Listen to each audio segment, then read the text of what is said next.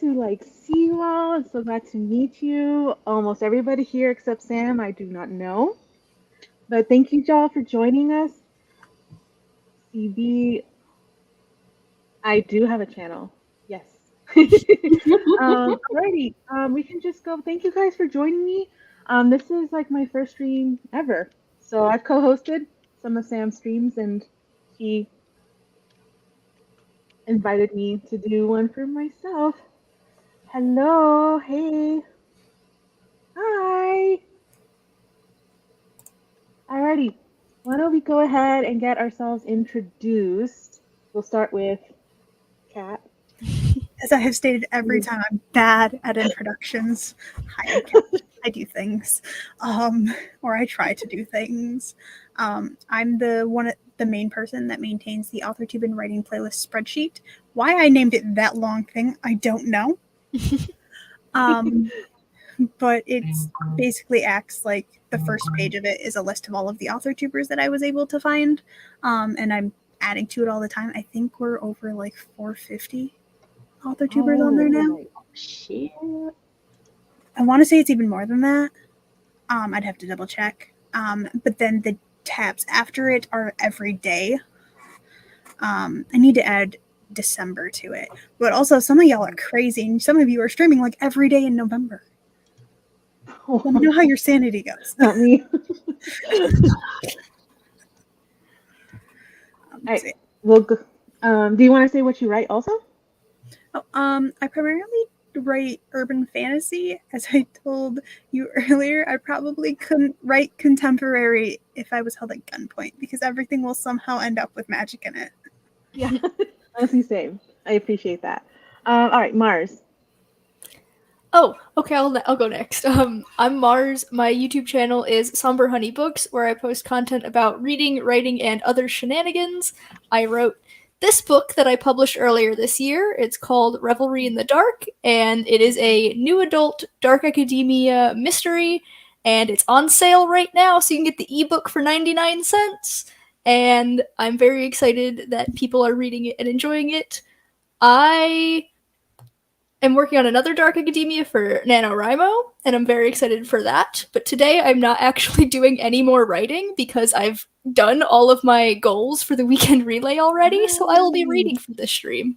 Damn. Yeah, awesome. Go Mars. That's impressive. Yeah. All right, Sam. Real quick before I say my intro, Mimi, Mhm. this is going to tell you how my brain is at the moment. Mhm. It took me until Kat's introduction to realize those aren't headphones. I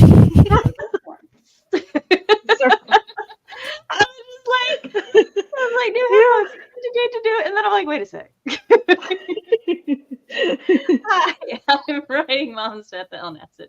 On my channel, I talk about writer things, parent things, and writer-parent things. I also host live streams, as Mimi said, on Mondays at 7 p.m. Central Standard Time. If at any point anybody wants to guest on one of them, just hit me up and I'll get back to you when I make my schedule for the month. You can also check out my website, samanthallnasset.com, to read my spooky flash fiction, Until Pizza Do Us Part, or my murderous villain short story. It is still the spooky season, so both are very in season right now. And you can follow any of my social medias to, see what I'm up to and stuff. Perfect. Hi, friends. I'm Mimi. I'm a dark fantasy writer. I'm also a horror writer. I love to read sad things, and I love to write sad things. So I have two whips right now. One I lovingly call my false saint whip, and the one I will be prepping for Nano is my horror fantasy that's based on the end of the Spanish Inquisition. You can follow me anywhere on social media. I'm at Mirav Levy Writes everywhere. You can just look at my links below. But yes, let's say hi to more people. Hello. Thank you. You're just horns. Mars crushed it. Mars did. Thanks, Nikki. Mars did. I said my name and then everything else went out my brain, so. All right, how is Storytellers happening for you guys so far? Doing all right. I accomplished my goal of sleeping. Halfway through my revisions goal. Don't think I'm going to be able to touch drafting chapter 4 at all. Oh, yeah. Or reading Fox's outline, but that's okay because I still have hopes that I will finish my revisions for chapter 3. Low hopes, but hopes. And I have made a lot of progress, so it's still a win for me either way. Yeah. How about y'all? How's Storyteller's Hearth? It sounds like Mars is crushing it. Yeah. Kat, how are you doing? I have managed to edit 3 chapters, and I'm working on editing a 4th. Nice. Oh, nice. Very nice. I was at the emergency room last night. I thought I had an infection on my face. It's not. It's an allergic reaction. So I'm like, okay, I can keep my nose at least. It's not going to be like going crazy. But you know, it's been like a tough weekend for me. Don't have to amputate the nose. No, we don't have to amputate the nose. CB's coming down with a cold, which sucks, but I'm still trying to be productive. Hopefully we can help you. So I prepared, excuse me, You have questions. water. Not near me. I should have reminded you to get that. It's all good. Yeah, hydrate, It's all don't good. All right, so I want to learn more about y'all's books. What is your favorite scene in your book? And everybody in the comments can also tell me about their books. I just want to know everybody's works. What is your favorite scene to write in your book? Does anybody want to go first? I'm always up for going first, but I'm off. I can go first. Cool. So in the book that I wrote, my favorite scene is probably I think it's chapter 14 is the actual number. It's the last chapter in part 1, so it's like the break into act 2. And I just had a really good time writing it because it's a party that goes very, very wrong. And just while I was writing it, I had maniacal laughter going off in my head, like, oh, it's so much fun hurting my characters. And then I got to the end and I'm like, oh, well, now I'm sad because my characters are sad.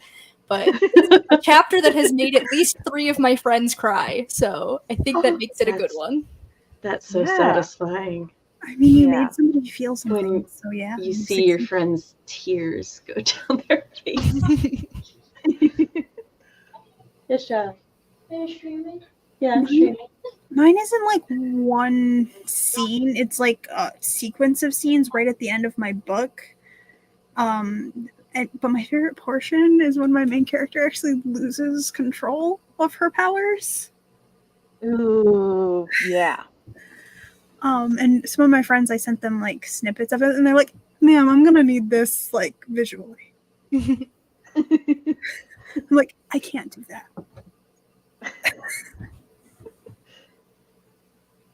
No.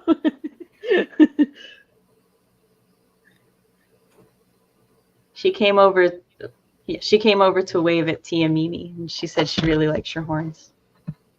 Thank you. You can tell her that I thank her very much because I love my horns too. She thanked you very much. You're welcome. She says you're welcome. Let's see. My favorite scene that I've written for this whip so far. Hey, turn that down. That is very loud. Okay, sorry. I have just forgotten every scene that I have ever written in this book that I've been revising. I think so far it's probably the scene. It's probably in chapter 2 when Moxie goes to see her manager, because I really like the way that I was able to give certain information, just like the whole way that I set the scene and everything and the tone, and then like start dropping little breadcrumbs for things further on in the plot. Yeah. My favorite scene that I've written for my Fall Saint whip was the reunion which is like smack dab in the middle of the book. So it's like chapter 15 or so, like that. And I've had, it was a trio of friends, and one of them gets kidnapped when he was like 11, and they reunite like a decade later, and I don't know. When I finally got to that, because I've been building up and building up like this reunion between the two of them, and it was just like, just finally writing it, I was just like, oh my God, I want this to be like a heart-stopping moment. And they're just kind of like, they recognize each other after all that time, and it's just, I just love it. I just love it. But I adore reunion scenes. I haven't written it yet, but there's a scene where an exhausted and out of it with a fever love interest waxes poetic about how pretty our MC is to our MC. Love that. So much. Yeah. Out of it with a fever is like one of my favorite tropes ever. Fever highs are wonderful. Yeah. I waved, but then I remembered I am not on camera. Oh, I guess that's too Roxy. Yeah. And you can send a snap and I'll show her. Oh, is CB like dressed up? No, CB was just like trying to wave to say hello to Oh, the child. So yeah. Perfect. Okay. So let's talk about the opposite. Where in your book are you having the most trouble? Because I believe that not all scenes are made equal, and some of them drive me crazy. Where it's just like, I will share two of my struggle buses on this morn. The first, I did not expect to get hung up on what is the screensaver for my MC's phone, and two, how to convey that they're walking across a crosswalk without saying walking across a crosswalk or crossing the crosswalk. I'm like, I know technically these are the correct ways to say this, but I really hate using walk and then crosswalk and across the crosswalk. And I'm like, why? Why is English like this? I figured out a way around it though, so we're good. Okay, good. That's what I want to hear. I think for me, so Kat had mentioned that you write fan fiction, and I do too.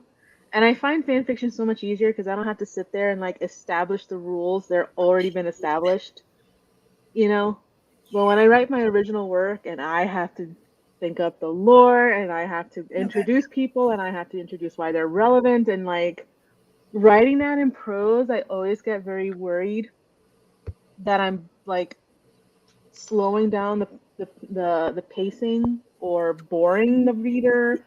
You don't want to brain dump. Yeah. Mm-hmm.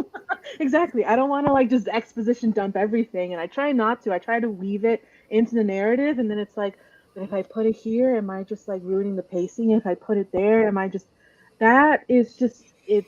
So act one is always like so hard for me because it's just like, am I putting in enough information that needs to be known while also giving a good pacing, or am I leaving questions unanswered and I just don't know what people want? Well, not to beat a familiar dead horse with my dear Mimi, but see, I had a similar issue when I had info dumped what a digiphone is. And Fox was like, this is very, what was it? Basically, there was just too much there and it flowed terribly. And so I needed to figure out a better way to get the information across. And I like deleted it and I was like, well, does it work without it? And he's like, well, if you like put relevant information in the next paragraph. And I was like, okay, I'll go finagle things. So I put some of the information in the original paragraph and then other found a way to better flow more information into the next paragraph. So I got all the information I originally needed, but it was broken up into a better flow. So giving your CPs your chapters instead of self-revising them 20 times.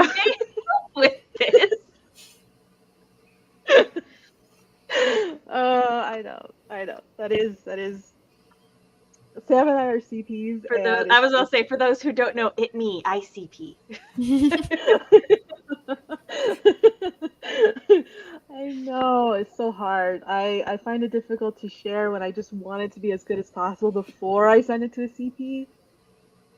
Yes, but you drive yourself mad with it. Mad with it, I think. I know. Do you have anything like that you struggle with, Mars, or are you just like super special awesome? It's Your book definitely sounds the awesome. worry about info Yeah. dumping. Like the first Yeah. couple chapters are always the hardest for me, and I find myself revising them way more than any of the rest because I'm always worried, like, am I putting too much here? Am I not saying enough things to keep the reader interested enough to keep going? So it's definitely the first section that's always like, oh my god, this is terrible, even though most of the time it's not terrible, it just needs a little bit of work. I think for me, I think the first chapter or two are easier for me because it's like, let me put in the interesting stuff. And then it's the stuff that comes after, like their normal day to day, where I'm just like, ah, shit. What do I say? But yeah.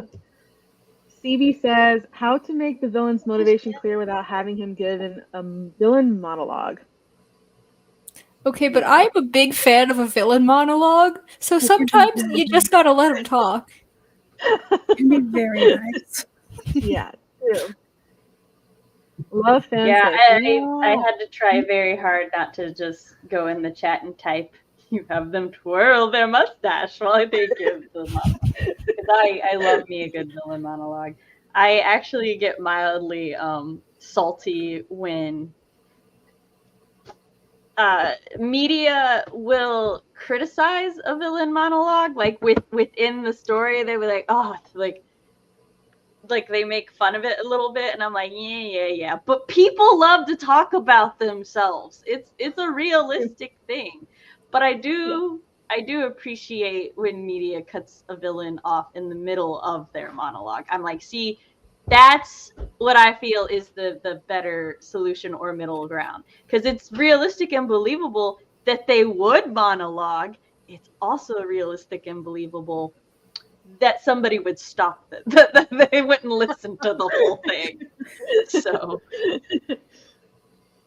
yeah, for that's sure. I also in the Incredibles is actually, they handle it really well, where like Syndrome is talking and then they like Mr. Incredible keeps talking to him and the kids I think are sneaking up on him, and then he goes, "You sly dog, you got me monologuing." Like, that's amazing. CB's villain with monologue. See, especially people who are like in positions of power or people who like have a big lofty goal. They're normally, you know, they feel very self-important, and so they want to like brag or boast about it and everything. So I'm like, I will die on my hill defending a villain monologue. Alrighty, we're already like, time is flying by so fast. We're already like 20 minutes in. So would you guys like to do a stream? Not a stream, a sprint? Sure. I would love to do both. Sure. Okay, let me see. Yeah, let me get rid of this. That is not it. Present. Sorry, I am still learning this. You just gotta click all the buttons till you find the right one. Yeah. Look, I've been doing this for 3 years, and I still click settings instead of present 4 times in a row some days. Didn't they also rearrange the buttons at one point? Like, I feel like they renamed present. It used to be called share, and it pisses everyone I know off that it says present now. That might be what fucks me up if they both moved it and took away the word that starts with an S. That might 2 different times. Like they changed one of the things and then they did the other thing. I was like, they definitely switched the settings and the present button because I remember the present was in the middle. Yeah, it used to be next to stop camera because I used to accidentally hit present instead of stop camera. Y'all have made me feel so much less insane. with StreamYard now. I'm like, it's not just me. StreamYard did this. Okay. The point still stands, though, that it's been like that for a while, and I still constantly fuck it up. So, Alrighty, As long who as wants leaves to studio. count us down? Okay, Sam, count us down. 3, 2, 1, go.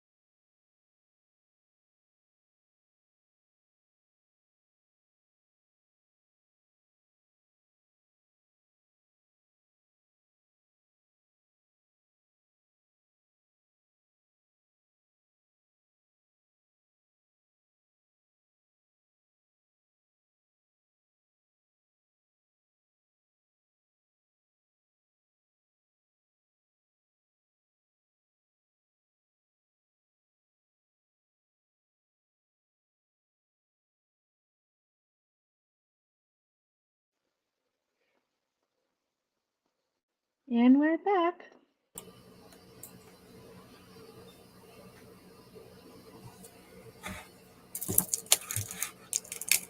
How did everybody do during that sprint? I didn't edit. You're muted.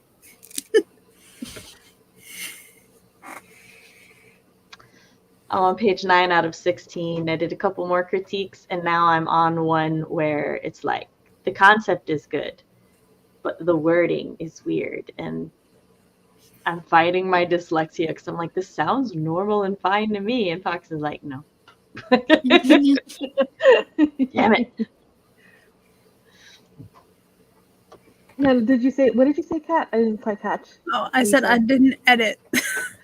Oh, you didn't edit. I didn't edit, but I did end up having to get Paris some water because she was like, "Ma'am, nothing's coming out of this." She's a guinea pig. Oh, yeah. And Mars, I was also reading for that sprint. What were you reading? I'm reading Hunted by Darcy Coates, and I got about 35 more pages that sprint, so I'm this far in. And I'm having a good time. It's a horror thriller type of deal. It's the first time I've ever read a Darcy Coates book, but I know so many people love her books, so I'm like, I'll give it a shot. I found it at the thrift store for $1. Why not? Yeah, oh, that's Fair a great enough. sale. I'm also reading, so I'm reading this Ghost Eaters by Clay McLeod Chapman. So this one is, it's sad, so it's right up my alley. It's about this woman who loses her ex-boyfriend to an overdose, and then her friends give her this new drug that allows you to talk to the dead. So it's about death and grieving and all the stuff I like in a book. Because I like to make myself cry. Memo to tell Mimi about the Ghost Bakery story. Okay, so you know how last night on my stream Yeah. I misread your Ghost Eaters as Ghost Caters? Yeah. Yeah. Next few streams I was on, Hazelnut was actually working on plotting out a Ghost Bakery story. Oh, that's cute. And then, like, at some point when I was on a stream with Violet, she misread it. She misread Ghost Baker as Ghost Barker. And so now the Ghost Baker has a ghost dog. Oh my god, that's amazing. And it's evolving. So that's the thing man. that has come to existence thanks to your Ghost Eaters book. Beautiful. I love it. CB says, I made tea for my throat and tidied up some more. Oh, and refilled the cat's water bowl. I have a date at my apartment tomorrow, and I gotta clean up this place. It's a mess. Oh, good luck, CB. I hope you feel better. Fuck yeah, ghost dog. Fuck yeah, too. Yes. Totally. It was like a ghost dog and also a living dog because they were like, what type of dog should it be? And who was it? Somebody said schnauzer, but like the way they had described it first, or like, but when asked, I was trying to think of the word Saint Bernard because of Beethoven. And so I think the ghost dog is the schnauzer, and then the living dog is a Saint Bernard, and the dogs are friends. That's Oh. When a group of my classmates and I were jump-starting my car, we joked about how if it exploded and killed us all, we would haunt the contents together. As one do. As you would do. I don't know if it would be, I don't know. Do you want, like, it's not exactly spoilery, but I don't know. I love the concept of, like, yeah, I love the concept of, like, ghosts, like, haunting the outside when they don't have a home to haunt. You'd have a campus, or you'd haunt a street. You know what I mean? Yeah. Screenwriter majors. It A ghost explains it all. haunting locations instead of like Like a house. Yeah. Did you get water during that sprint? No. Mimi! I did not. I didn't. I'm sorry. I'm like terrible at taking care of myself. But I will. I will. We all have to yell at her next sprint. Mars, Cat, I'm counting on you to remember. I make no promises. Those probably has a better memory than I do. So, you have a pet cat? Cat. I have several. Not cat C. Cat K. Cat with a K, yeah. Cat with a K. Do you also have a cat with a C? Is that No, I don't have a cat. I have guinea pigs. And then guinea pigs. Okay. And then there's a dog that'll just show up. He's my parents because I live at my mom's house for many health and mental health reasons. To go back to school. But I've got, when I look over this way, it's because the guinea pigs are doing something. Because I've got my girls are in one cage. That's Parker and Paris. And then just beyond them is their brother in another cage, but their cages are close enough that they can squeak at each other.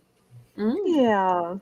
And then he's just always glaring at me like, ma'am, are you going to give me vegetables? Like, you walked past me several times. You should give her some food while you're on your way. Because he's a chicken. Yeah. Oh, that's so cute. I know Sam has lots of pets. Yeah. 4 cats, a dog, and a puppy. That's so many. 3 children. Also, Kat, the way that you had phrased it, you were like, I have guinea pigs. And a dog shows up. And it's like, it just sounds like I'm this random dog from the street walks into the house every now and then. We let him. He's fine. That wouldn't be the weirdest thing. It wouldn't. That's why I was cracking up. And you're like, it's my parents. And I'm like, oh, okay. when I was a little kid, at my dad's house, he lives farther in the country. My mom lives here in town. But at my dad's house, there was a dog that would literally just roam. By nightfall, he would go home. Or he would come to our house if he didn't feel like walking because my dad knew his owners. So we'd just it's the dog. And so we'd go play with this dog that was not our dog. And then my dad would come home and he'd be like, get in the truck. And the dog would get in the truck and my dad would take it home. Oh my god. A mile down the road. If we had the door open, he'd just come inside. Yeah, when I was 5, my mom and my aunt about had a heart attack because this giant dog came in the house and I was just playing with it. And but he was super friendly. We called him Bear because he looked like a polar bear. And he was just a really big dog, and he would just come over every day, and I would play with him. We're pretty sure he knocked up our dog because she had a litter, and many of the puppies look like him. And then one day he just stopped coming, so we assumed his family moved or something. But yeah, so random dogs coming into houses is really not weird. Probably. Where are you going? We have to improve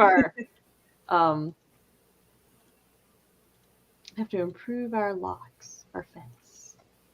Yeah. What about you, Mars? Do you have pets? I have 2 cats. My boyfriend Snapchatted me during that sprint a picture of one of them. It was very cute. Just a close up of her face because she's laying upside down on his desk. Oh. But if I can find a better picture. This is Gremlin. She's small and sneezes a lot.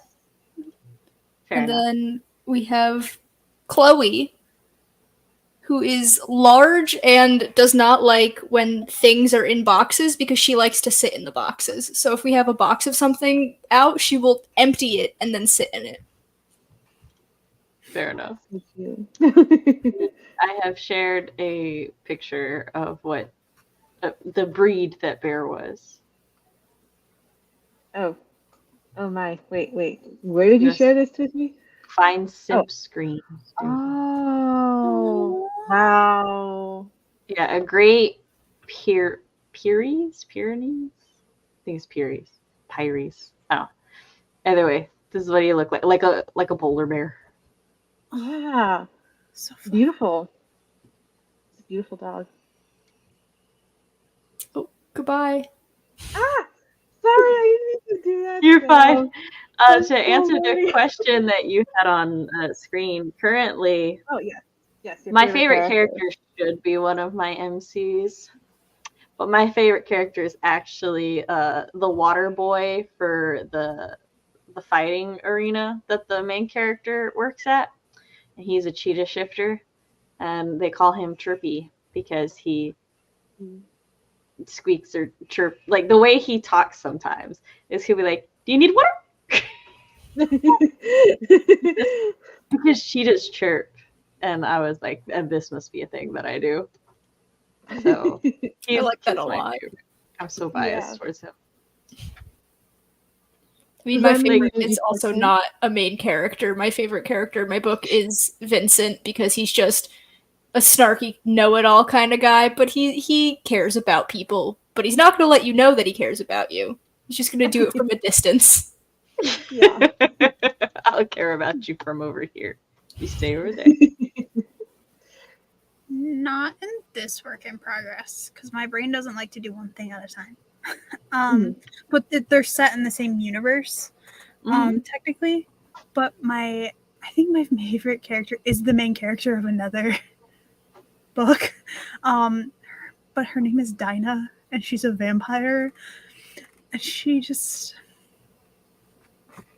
really doesn't care. Sometimes she's just like, She's a queen. could you not? Yeah. I'll deal with the situation, but could you not? So I don't have to deal with it. I think my favorite character in this whip, it's hard. I think it is right now. I haven't started writing it yet. I'm only just on the planning stages. It's my MC, which is great. You want to love your MC, right? Right? That's what people say.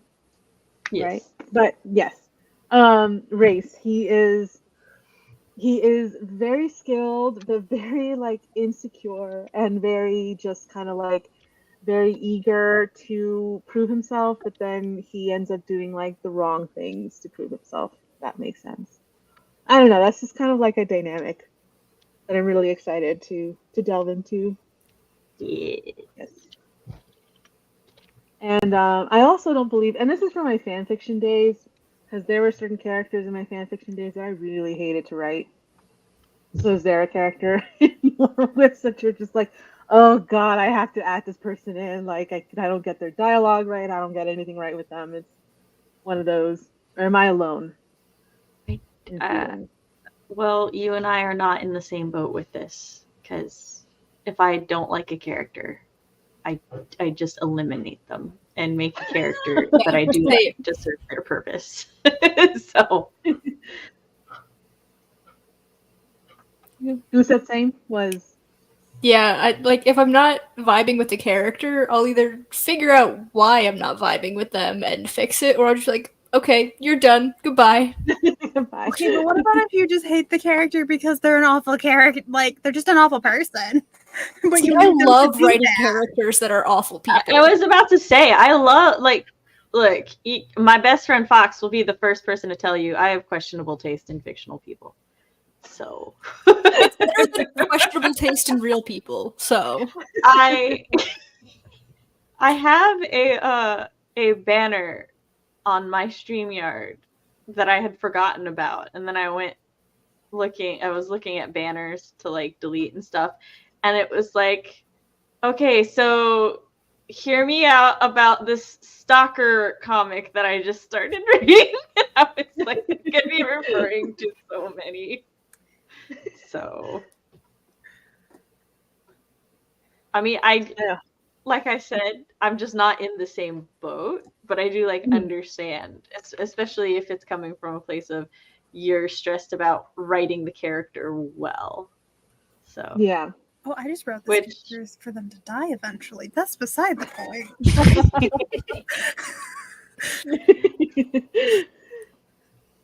Let's see.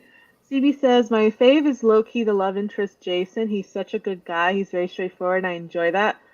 Or the MC's adoptive mom, Brunhilde.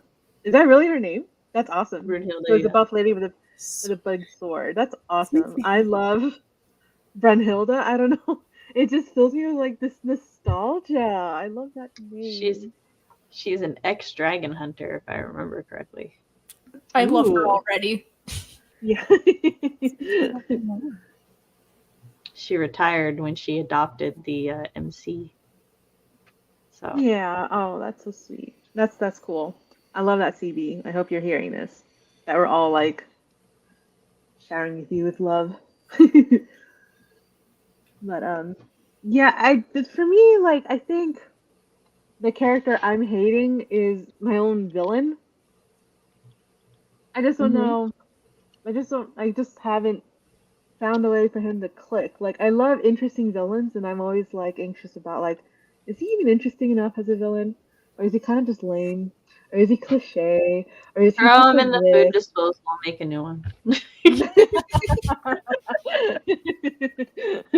Very true. Ex-mercenary has fought dragons though, and won. Yes. She thinks us both. She thinks us all. But, It's a very dragon-oriented novel. I got puzzled. yeah. Who like hates dragons? I love dragons. Dragons are so good. Yeah.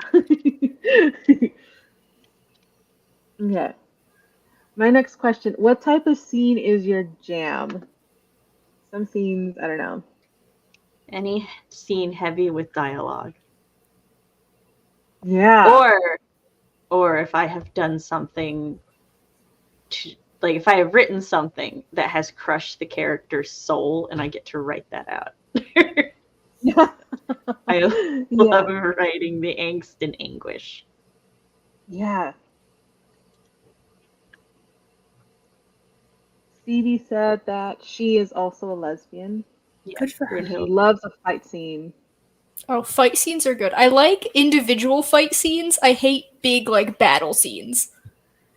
I Yeah, feel those like are hard. the more people involved, the more I get confused in my own writing, and I'm like, I can't do that. There's only 2 people here now. It's like you start color coding all the different people, trying to figure out where they are, and it's like, you know what? Deletes all of the other perspectives. You two are the only 2 that matter. It's like these people are off to the side. We don't care what they're doing at this moment. They just blooped, and then they'll bloop back in when we're done. Exactly. I really like writing the scenes where my character and like her siblings get to use their magic, but like in a fun way. Like to just like Ooh. experience their magic, not have to use their magic, if that makes sense. Yeah, Like they that just sounds like a lot of fun. they get to actually enjoy their magic instead of it being a burden. Yeah. Mars, did you like input your favorite scenes, or did I just already forget? I don't know. It really depends on the project because I'll pick like certain characters where it's like no matter what they're doing, I'm like I gotta know what these guys are doing. Like Vincent in my book and River, who is Vincent's on again, off again boyfriend. And anytime the 2 of them show up, I'm like yes, yes, yes. And it's not that I don't like the other scenes. It's just like I love them so much that I just want them everywhere. They're not the main characters, but it's fine. I feel that way about Chirpy. He like has steadily gotten a larger role in the story than previously had. So Yeah. I like, he's in I think 2 scenes in my outline, and he's already been in 2 or 3 scenes in the draft. Phoebe also loves scenes where someone is captured. So good, raises tension. Yes, I agree. I don't often. It's so funny because I consider myself very an angsty writer, but I actually really love writing romantic scenes, intimate scenes, vulnerable that's scenes. fine. I'm like a really huge romance writer, but my favorite part is the angst. So I like when it's angst where they're like mad at each other and there's a fight going on, and then one of them says something they didn't mean to, and it's just like, oh my god, are we about to do a romance here? Yes. You gotta have a oh little yes. I love Like complicated emotions. When there's something complicated there, I'm like, oh, fix it. That's what I want you to do, is to fix it. Like, I'm like dying for them to get together. When they're arguing and somebody just says something in an angry but terrified heat of the moment that they didn't mean to say, and essentially boils down to a confession. Those are so good. Eat them up every single time. I don't care how many times I read that kind of scene. It's always so good. It doesn't even have to be done in a unique or new way. No, I just give me the same formula every time. I'm like, yeah. That's what's in this one. That's the type of scene is in this book, and I was just like, I need them to fix it and say I'm sorry. Like, like one of those. But yeah. Be right. CB is in agreement. All right. Well, I'm sure I have a pattern here. Which type of scene drives you mad? Like, because I'll start with this one. Like, I actually don't like writing fight scenes at all. I'm just like, and Sorry, they I'm fought. putting a hold on Ghost Eaters in my library. I haven't finished it yet, so I don't know if it's worth the ending, but I'm like, I don't know. Fine, I'm second in line. There's 4 copies though, so. I don't like scenes where characters are like unnecessarily mean to each other. Like, if you have a character who's like always mean to people, yeah, that's fine. But like 2 characters who just walk into a scene and then suddenly they're at each other's throat for literally no reason, it's like, I get you need that tension to move this part of the story along, but you gotta do the build up. Yeah, true. Yeah, true. I guess I just meant like, which scene do you not like to write? Or do you just kind of avoid those altogether? Like, sometimes I have to write a fight scene. I do not enjoy writing fight scenes. I'm just like, can I just say they fought and then moved on? Like, I don't need to be like, and they punched him in the face and then kicked him, like, yeah. I once joked about, I was like, man, I don't want to do a big battle scene. Okay, this is what I'm going to do.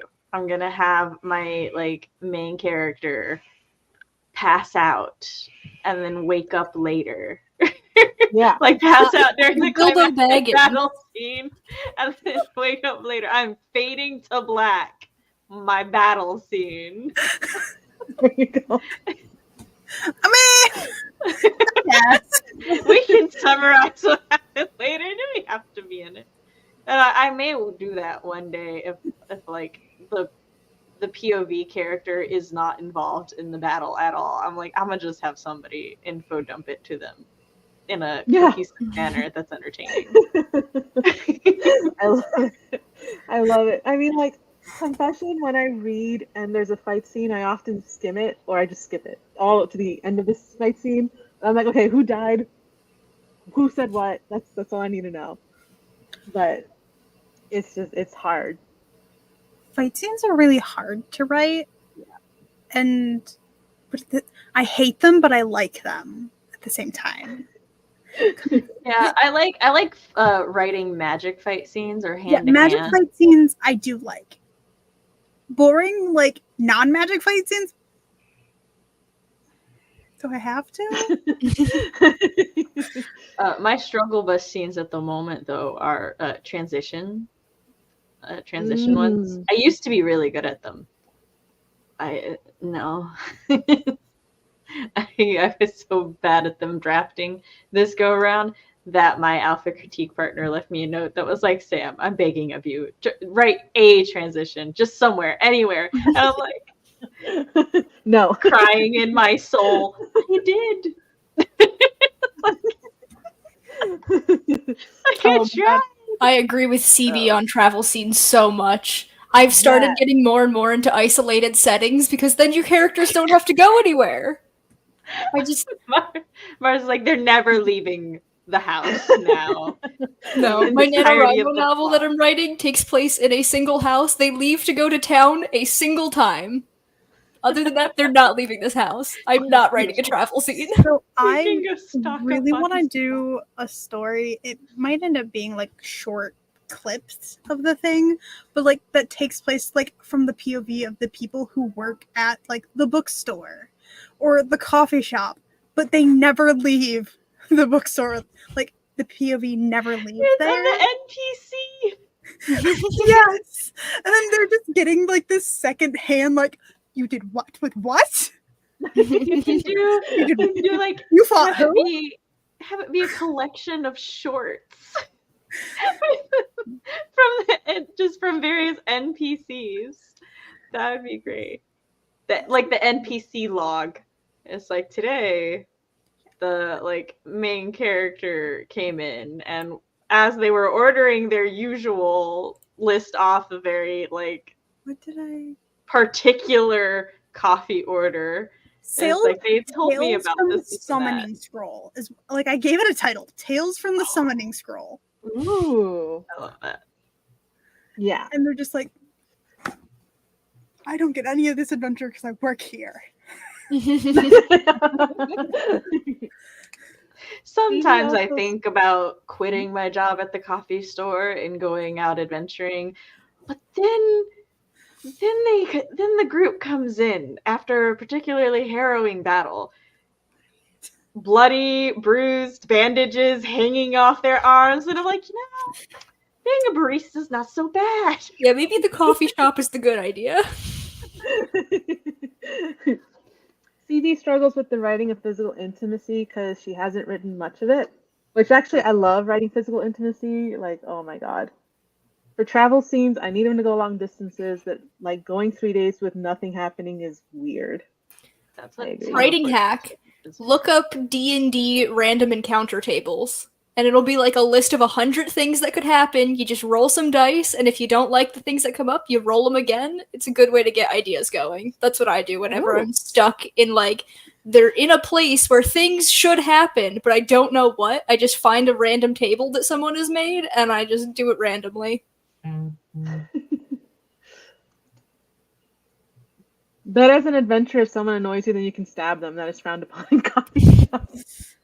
But it is a magic Good coffee point. shop. So think about it. This depends on the coffee shop. Yeah, it Maybe. really does. Maybe the barista works in a coffee shop that encourages such. They have a sign that says the customer's always wrong, and there's just like a knife stabbed through the O. Or the R is a knife. No, because that would make it look like a T. So yeah, we're going to stab it through the O. Do the O. Yeah. CB's dad will sometimes help her work out the physical moves of combat. That does sound like a lot of fun. I feel like random encounters often lack significance within the plot. It's Yeah, you have to be careful not to have too many. You can have a couple of different things that happen that don't really have a bearing on the large arc, but you do gotta work them in most of the time. Yeah, I and just from kind my of, like- understanding, that's more of a way to like get the inspiration going. Mm-hmm. Yeah. Maybe you can get an idea of a random encounter, but then it finds resonance later. And you hadn't thought of it before? You know how none of us like travel scenes and transitions are in fact Satan in writing form? My characters change location. How many times in this chapter? Let's see. She went to the lobby. She went back upstairs. I had a scene in the elevator, a scene in the hallway, a scene in the room, back to the hallway, back down the elevator to the lobby, had to leave the lobby. Why would you do that to yourself?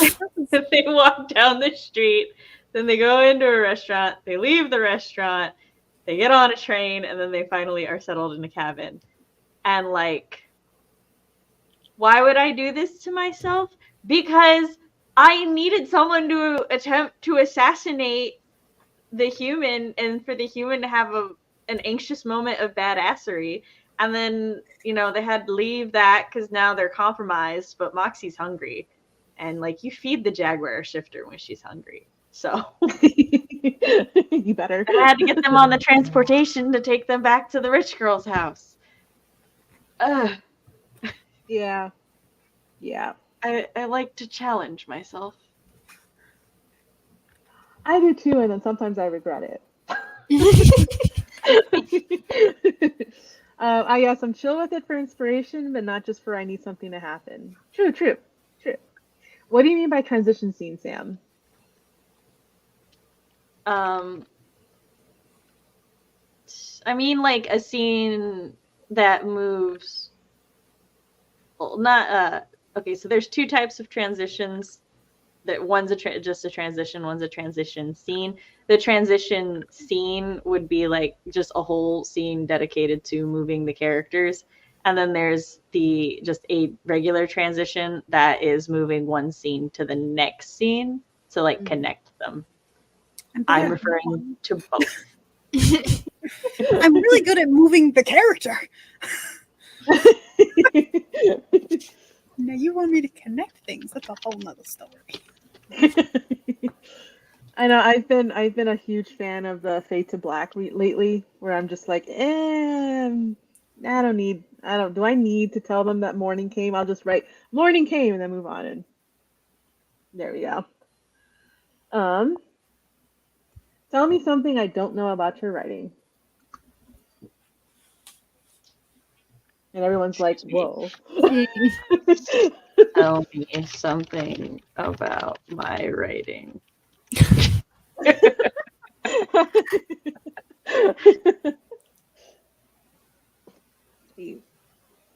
I've forgotten everything about my writing that has ever existed.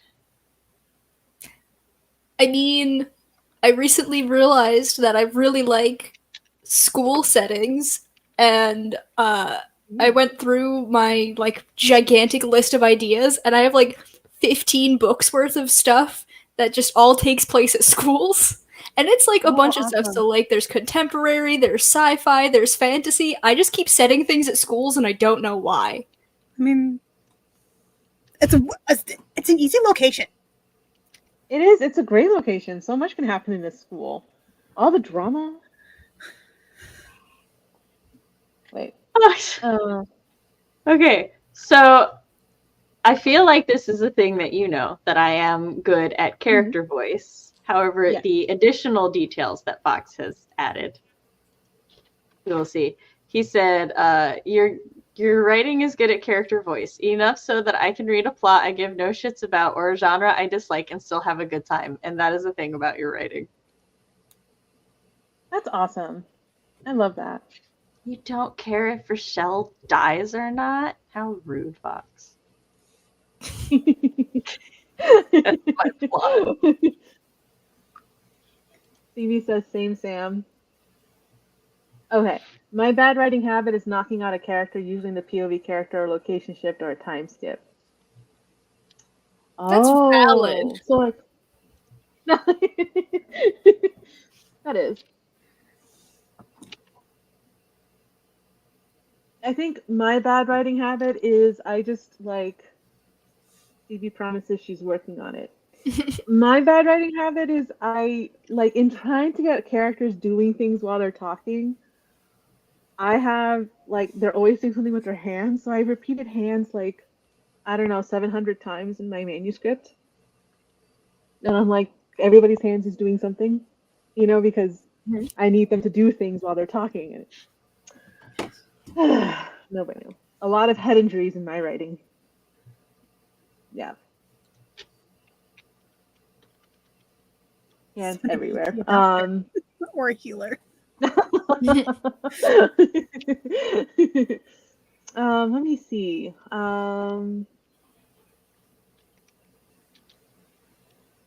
It's so hard to be like, this is such a vague question. Why did I choose this question? Now I'm like angry at past Mimi for deciding to be like, tell me something I don't know about your writing, and like I don't know Kat or Mars, and so everything they say would be maybe something I don't know. But what's the actually I just followed both of you on Instagram. Mars, I'm gonna definitely check out your book. I love dark academia. It's so much fun. Yay. Yeah. Oh my The healer is the one that no. got injured the most. That's why he learned healing. Oh my gosh. Yeah. Oh gosh. Okay, so for me, let me put myself on the Dune's chair. Like, I mean, I said that I like to read and write sad things, but I guess I think I really like, and I try to aim for bittersweet endings. You know, endings that just kind of are like a good release, even if they are on the sadder side, and it's just like, yeah, it makes sense why it happened that way. Um, but like, I love ghosts. I love hauntings. I love people being haunted by something, even if it's not a ghost. That's what I like to Then do you in would my really writing. like my book. The last line Yeah. of the blurb is, the question at hand, will Georgie be able to get the fresh start she so desperately craves, or will the ghosts that haunt her, old and new, drag her into the darkest depths of her insecurities? Because there's maybe real Yeah. ghosts. They don't know. The characters don't know. Reader doesn't know. But also, she just has anxiety and is stuck in the past on a lot of stuff. So Yeah, I love that. Oh my gosh, I can't wait to read it. But yeah. Sam also has a little ghostly short story that made me scream. It was like, Till Pizza Do Us Part. yes. On my At the website. end of that one. I'll have to Y'all check can. that out. It's a flash fiction. Yeah. Have you published anything, Kat, yet? Or not yet? Not original stuff. Fanfiction, Nice. I've published a whole bunch of. Same here. This book will be getting published, fingers crossed, January. Ooh. Ooh. Like I said, it Yeah. won't be the best at it. Don't get me wrong. I am not the best. Yeah. Okay, this is off topic, but I'm working on a fantasy western, but I don't know if I'm doing a reveal well. Can I get y'all's opinions on how it goes? Absolutely. You can definitely ask. I see people nodding.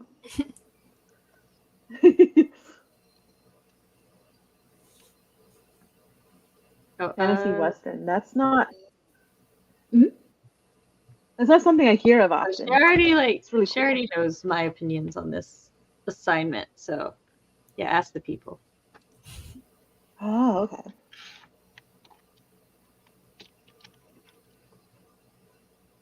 I'll just wait for her.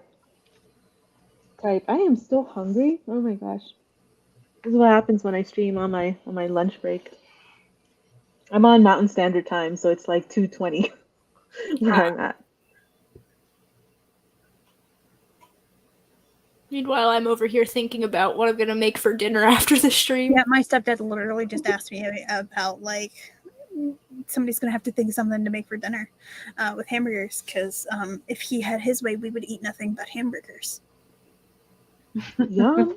And me and my Yeah, I mom are love like, hamburgers. sir, we can eat hamburger, but we don't want to eat hamburgers every day. Give us some seeing you guys variety for- in life. Absolutely. Yeah. One day a Western burger with like barbecue sauce and an onion ring on it. The next day a bacon cheeseburger. You know what's really good on burgers? Mozzarella sticks. Oh. Yeah. Yeah. I really like the things I can't eat on burgers. I really like it when they have like garlic aioli on burgers, like an aioli sauce or like an herbal type of situation. Okay. My main character, Leo, is introduced as a man sitting in a shadowy corner, but he's actually hella polite and nice when he starts talking. I wanted it to be a little twist. Mm. Is I this don't know one if of I those should just wait for her to type scenarios more. of like She's typing more. That look like they could kill you, but is actually a cinnamon roll situation?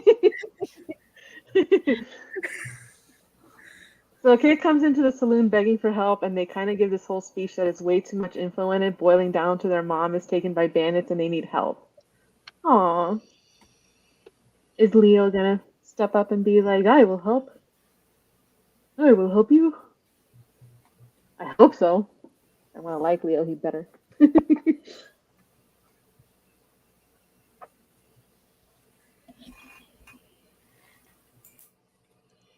we are in soft-ish discussions about whether or not my chapter 3 could be broken down into more chapters than just one.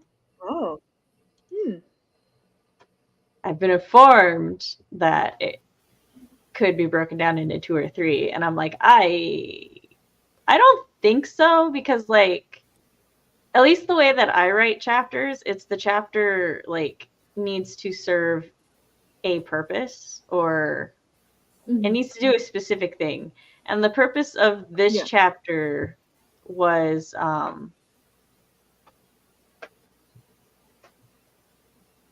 my brain died, is basically to take away the safety net that they had and move them forward while giving Moxie a reason to stay with Rochelle even after she drops her off at the house. And so like the chapter literally ends with them getting to the house. So I'm like, I could maybe see breaking the chapter in half in like one point, but I don't see where it could be broken into 3. Because I could probably break it off after like they leave the hotel. That's the only place I could see it breaking off, but I'm like, but I don't like how it would end at that point. Yeah. And how, because then for the next chapter, it's essentially only a chapter about traveling, and I'm like, I don't want a travel chapter, even though that's like this chapter is like part travel chapter, part other things, but I don't want just a travel chapter. So, but like he has also mentioned that some scenes and stuff can be expanded and details can be added, and I'm like, oh well, like I want to know what those are, because I can add those regardless of not like, if it's a long ass chapter, it's a long ass chapter. It won't bother me none. I read fantasy novels. You can have like a fantasy novel that's 600 pages and only has like 10 chapters. I am not a fan of long chapters. I see a chapter that's more than like 7 pages and I'm like, I can't do this. I'm sorry, Mar. My My chapters are 16 pages. I could never. I read a book the other day. The one chapter was 47 pages, and I'm like, see, that how? just sounds normal to me. I can't. I don't have the attention span for that. I was printing off some of the chapters, but I was printing it off one at a time because I didn't want to run out of paper in the printer. Like, I wanted to make sure there was enough paper in there every time, and then my printer gets weird. I was like, wait a minute, I'm in this chapter. How long? Why is this so long? Could I break this up? But like the majority of readers I like know, and for me it's if you're like pulled into the story, you're really not paying attention to when the chapter ends. Like you're just reading to read. If you're like if you have a limited amount of time and you're like, okay, I'm only going to like read one chapter today, then like that's when the page number starts to matter to people, because they're like, oh, well, I'm not going to be able to read that in one sitting or in one day. I am a reader who, like, I would squeeze reading in whenever I could. So, like, in between classes, I would read for 5-10 minutes. I'm also a slow reader, so I'm not going to get through a chapter unless it's like 4 pages. I'm not going to get through a chapter in one sitting most of the time. So that's why for me, I'm like, it doesn't matter if the chapter's long or short, as long as the chapter does its job. That's fair. I don't like stopping in the middle of a chapter if I can help it. So that's why I'm like, if it's so long, I'm gonna put off reading it. And sometimes I just don't ever go back. Yeah, it was just Yeah, understandable. I mean, I also try to finish chapters as I read them myself. Okay, let's. CB has written out what she needs help with, so I'm gonna just start from the beginning again. Why is it not showing? Is it showing for you guys? It's not showing for me. Yeah. It says my main character, Oh. Leo. Oh my god. She says, my main character, Leo, is introduced as a man sitting in a shadowy corner, but he's actually hella polite and nice when he starts talking. I wanted it to be a little twist. Then the next one, okay, so a kid comes into the saloon begging for help, and they kind of give this whole speech that is way too much info, and it boiling down to their mom is taken by bandits and they need help. No, that's mine. You know, Leo, it's for me. I thought you were talking to me for a second, Kat. I was like, you want to read it? Not happy. Oh. Leo and Rita, the bartender, listen to the kid. Rita Can you hear immediately me? catches. Yes. Can you hear us? I think Mimi has frozen. I think there's technical difficulties happening.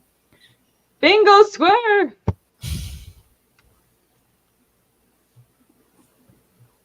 I should wait till she returns. Can you hear Oh now? my god. You keep freezing. Oh no! No. Okay. Can any of y'all hear me? 'Cause I think it's my internet screwing Yes. over. We can hear you It fine. is. But we can hear you now.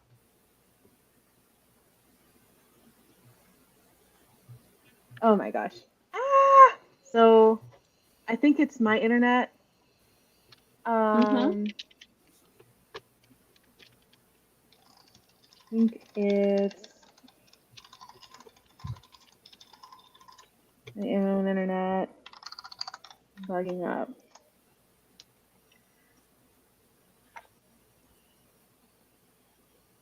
I don't think she can hear us. I don't think so.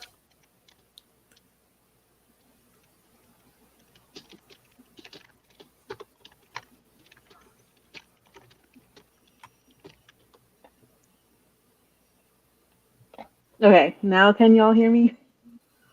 Yes. Can you hear us? Okay, yeah, because all I heard was like, I heard beeps. I was hearing like, burp, burp, burp, burp, burp, burp. Burp, burp, burp, burp, burp. That's really And I'm like, oh god. I You've can't hear become the Charlie Brown adults. anything to me. Okay. Well, thanks for hanging out, y'all. Like, as I am being patient as I try to work that out. Okay, so Leo is introduced as a man sitting in a shadowy corner, super polite and nice when he starts talking. Kid walks into a saloon begging for help. Gave a speech with way too much info. Rita, the bartender, listened to the kid. Rita immediately catches on that this kid is shady as hell, that Leo doesn't seem to notice, but he does. Leo and the kid set off to rescue the mom. The kid thinks they're getting away with it. Leo continues to be nice, except when the kid starts asking questions. You want to ask questions about Leo. They end up needing to take shelter, and the kid drops out of character and mocks Leo somewhat for building up a reputation as someone who helps people in need. He didn't know of this reputation. So they get to the place, and ta-da, the kid betrays Leo and tries to shoot him. The place was hella sus, so Leo wasn't very surprised, but I don't know if I want my audience to know that the kid is going to betray Leo or not. So it's the decision between making it clear that Leo knows it's an ambush and the kid is suspicious, or the reveal that this kid is lying and it's an ambush. It makes an underlying tension through the episode, but the second opinion is a classic, oh, an ambush. I also thought it was obvious when a kid comes and begs for help and leads the hero off, it's going to be an ambush, but my class did not see it coming. Is this a trope y'all know? Yeah. Okay, I'm done. Um, so it sounds like very 50s. Like, I don't know if that makes sense. Does that make sense? That it Very reads like a 50s, you very, said? like a 1950s kind of like Yeah. episode that I would see on a 50s Most TV show is what it Westerns. sounds like to me. Yeah. Yeah. I'm like, yes, this is a Western. Yeah. I know now. So it is fair to point out that CB, your classmates are likely of a different generation than many of us on stream. And as like they were saying, it's a very 1950s Westerns trope. But I don't know if it's a common trope anymore. So you It's might not be super common anymore, but there is still, it's still enough times that like somebody has been desperate for help or something, but their temperament starts to change as they journey away from the crowd of people that they were begging for help with the one person that they actually wanted help with, or they actually wanted to draw away. But it's I've seen it in like cop dramas. I think Yeah. if like, hold on, let me go up and look at the first option again.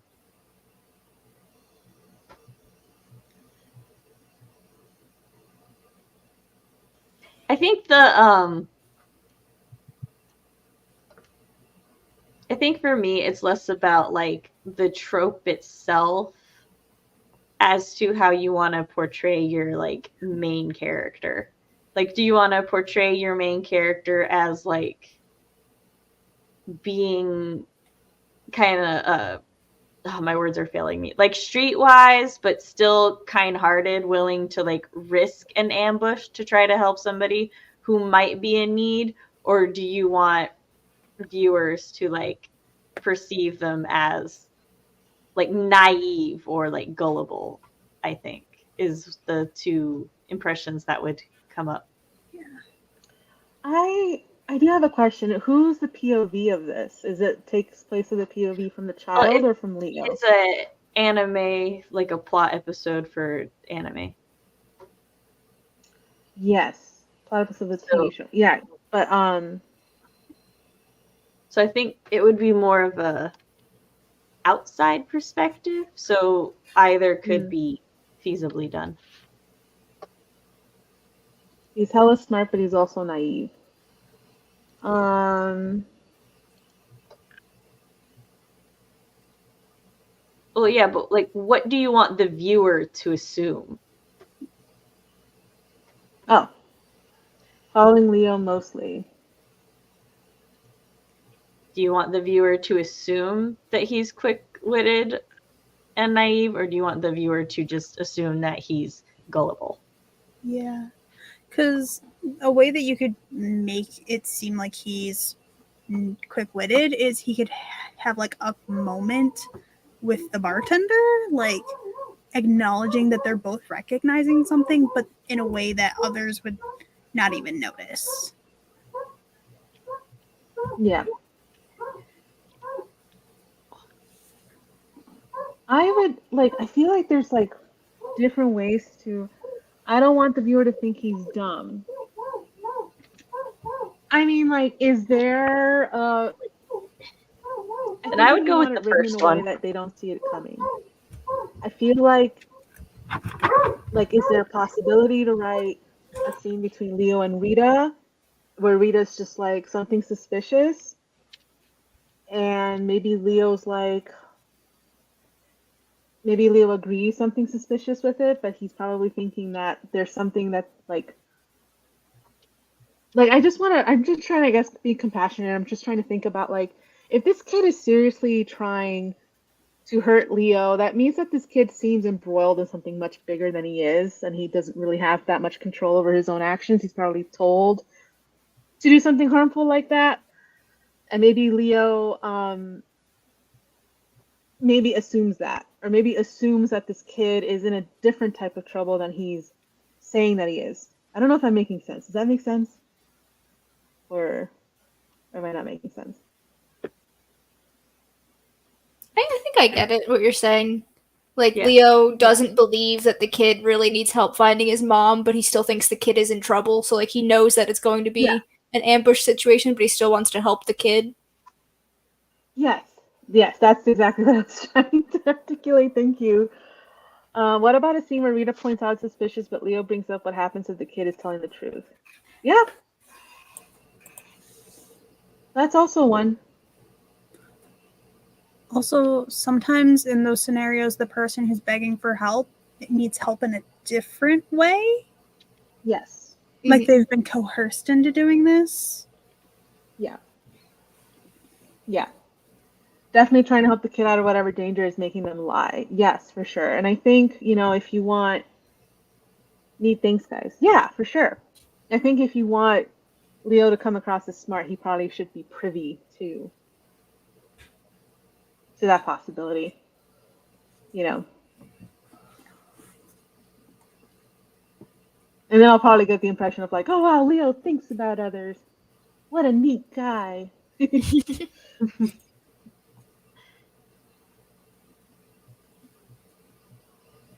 Sorry, it's like very 1950s and the word neat is being thrown around. I'm like, Sunday, Monday, happy days. Tuesday, Wednesday.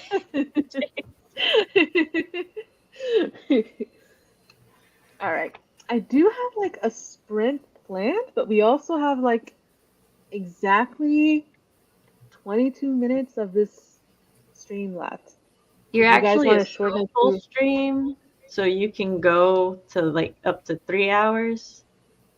Oh gosh, I'm hungry though.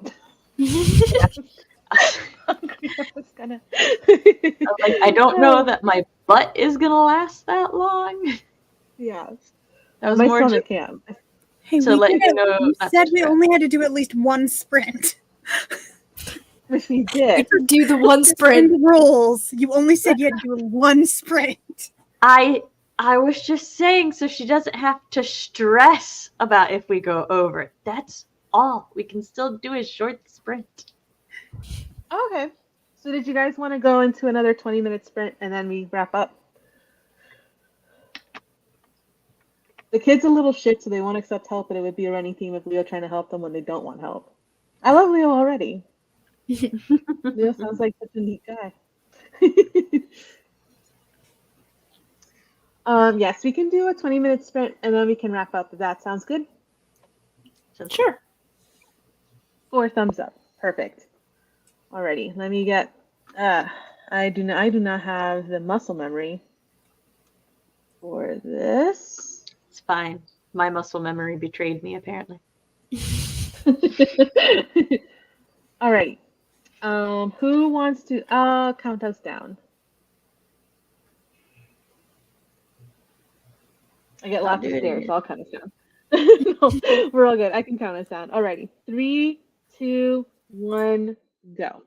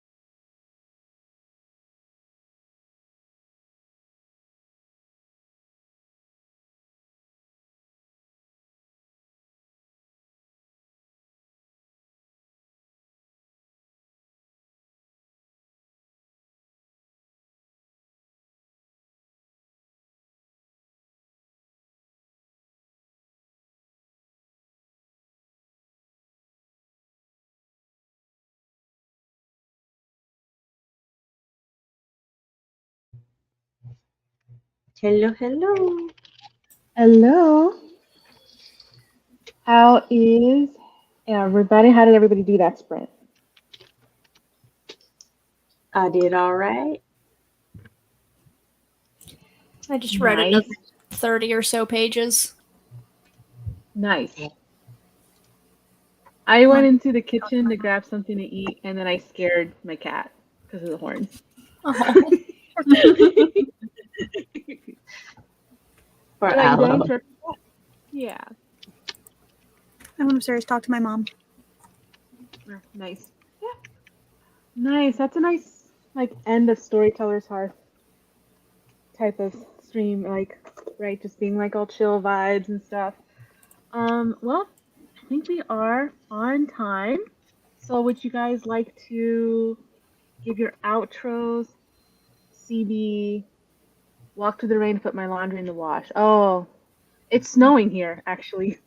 Full blown, high of 28 here. Man, it's yeah. 80 degrees here.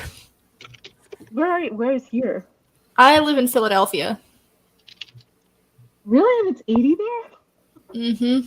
That's surprising. Wow. It's 39 degrees where I'm at in Michigan. Michigan. I'm in Colorado, so it's, yeah.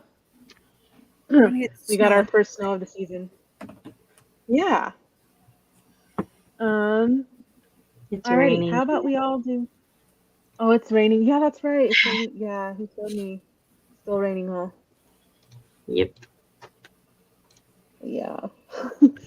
Alrighty, well, we can do our outros. Samantha, we'll go this way now instead. We'll start with Sam. All right. Your outro. Yeah. Hi, I'm writing Mom Samantha. Hold on, I can't see myself. There we go. I'm writing Mom Samantha Nasset, and on my channel I talk about writer things, parent things, and writer-parent things.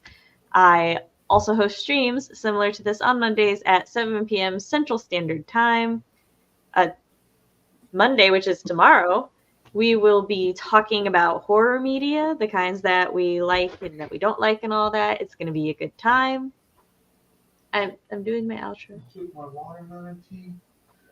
I'm doing my outro, sir. Argue with me about your watermelon tea later. You can go to my website, samanthaalnasset.com, to sign up to my newsletter to keep up to date with all things Sam. And while you're there, go ahead and read my my spooky flash fiction that made Mimi yell at me, and also made me my short story, which I don't remember if she yelled at me for or not, but I loved it though. It was lovely. And right, Mars? Okay, I'm Mars. I have the YouTube channel Somberhoney Books, where I talk about reading, writing, and other shenanigans. I have a book. It's on sale. You can get the ebook for 99 cents this weekend, and it is a new adult dark academia mystery, and it's pretty dang good if I do say so myself. Feel free to read it, and if you disagree, don't tell me, but if you do like it, you can tell me. That's very fair. I just bought it, so I'll let you know. Thank you. Yeah. Only if you like. All right, Kat. I'm Kat. I do things like a spreadsheet with streams, links on it, and stuff. I mainly stream over on Twitch. I'm trying to have a consistent stream on my YouTube, but I'm really bad at that because I'm so used to just streaming over on Twitch. I'm like, oh yeah, YouTube. Well, I only recently, within the last year and a half, got my streaming back on YouTube because YouTube was rude to me. Yeah, so rude.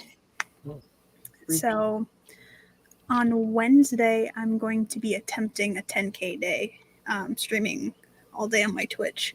And I've started doing coffee and Animal Crossing streams over there because I've learned my brain is not awake enough for productivity. Well, I'm drinking the coffee, but it is awake enough for Animal Crossing. Very fair. Yes. So, Alrighty, thank you friends for coming to my stream. My name is Mimi. I'm a dark fantasy and horror writer. I love to read sad things. I love to write sad things. I'm working on 2 novels. One is My False Saint Whip, and the other one is a haunted house based on the end of the Spanish Inquisition. You can follow me anywhere on Mirav Levy Writes. I'm on all social media platforms. You can find my links below. You can follow Kat, who's amazing, and Mars, who is amazing, and Sam, who's amazing. We're all amazing. Thank you so much for joining my stream, and I hope you guys have a lovely rest of your Sunday. Thank you. You have a wonderful day. Thank you all.